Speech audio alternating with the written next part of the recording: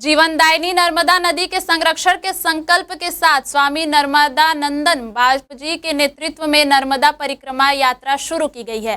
प्रसिद्ध तीर्थ स्थल महेश्वर से यह यात्रा शुरू की गई है।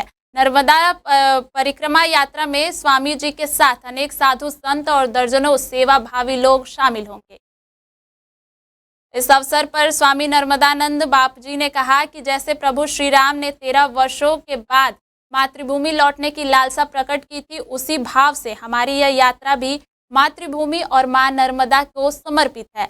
उन्होंने कहा, नदियां हमारी जीवन रेखा हैं। गंगा, नर्मदा, यमुना, गोदावरी जैसी नदियों का संरक्षण करना हम सब का परम कर्तव्य है। प्रदूषण मुक्त भारत का सपना तभी साकार होगा जब हम अपनी नदियों को स्वच्छ रखने का संकल्प लेंगे।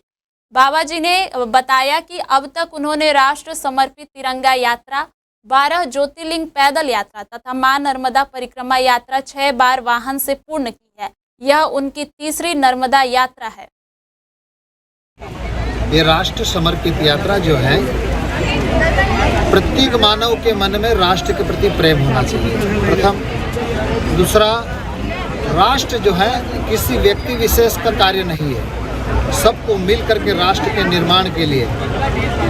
एक बार भगवान श्री राम जब लंका के ऊपर विजय प्राप्त की और लंका में विजय प्राप्त करने के बाद में लक्ष्मण जी ने कहा कि प्रभु, यहाँ की जो लंका है बहुत सुंदर है, सोने की लंका है। लेकिन भगवान श्री राम ने कहा कि लक्ष्मण, हमारी मातृभूमि से आज हमें 13 वर्ष हो गए निकले। हम जो हैं मातृभूमि के लिए लालायित हैं। क्या कहा भगवान ने? जन्नी सु जन्म भूमि स्वर्गतु अति गरिसी। तो भगवान कहते हैं कि मेरी जो जन्मभूमि और मेरी माता दोनों मुझे स्वर्ग से भी ज़्यादा प्रिय है। तो प्रत्येक मानव को अपने मन में मातृभूमि के प्रति ऐसा प्रेम रखना चाहिए। और पुण्य सलीला मां नर्मदा की ये परिक्रमा है, राष्ट्र समर्पित नर्मदा प्रदक्षिणा यात्रा जो है नर्मदा सेवा यात्रा। सेवा के भाव ये हो कि हम मैया की गोद में जो भी कोई रास्ते में हमें कचरा दिखाई दे या कोई गंदे नाले मिलते हैं तो लोगों को प्रेरणा दे।